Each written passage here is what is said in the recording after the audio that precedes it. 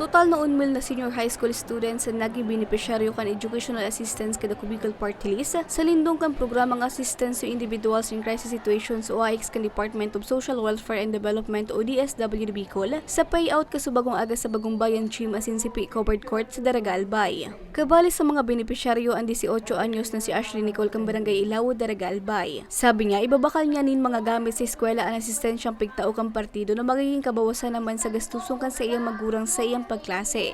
Nagpapasalamat man po ako sa ako Bicol, din sa DSWD na nakalaog man po ako sa educational assistant.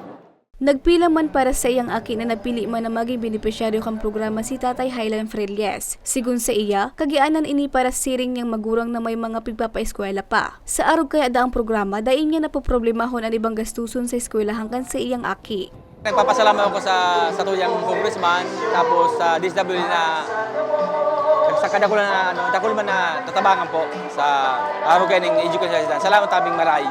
Nagpapasalamat man si Mayor Junji Hausyan sa padagos na suporta asin pagtawong asistensya kan Ako Bicol Party List sa iyang konstituentes. Dakulaon po ang samuyang pasalamat sa Ako Bicol sa pahingaynot po ni Congressman Saldico.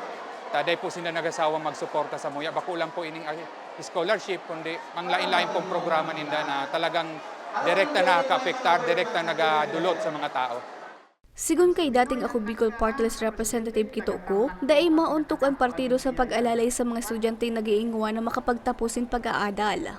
Sana po sa mga natabantaning tabang, pakinabangan po nindo ini dahil nindo pagsayangon dahil kay itong panahon kan ako po nagkaklase wala man po kay mga educational assistance kanya-kanyang diskarte po kay itong panahon ang mga aki para makasurvive sa pagklase. Mientras tanto, para sa educational assistance payout kasubago, sa aga nakatalaan man na magkundo sa rin tupad payout sa nasabing banuan sa 1,400 kaining benepisyaryo. Para sa mga baratang tatak Bicol, Regine Boy.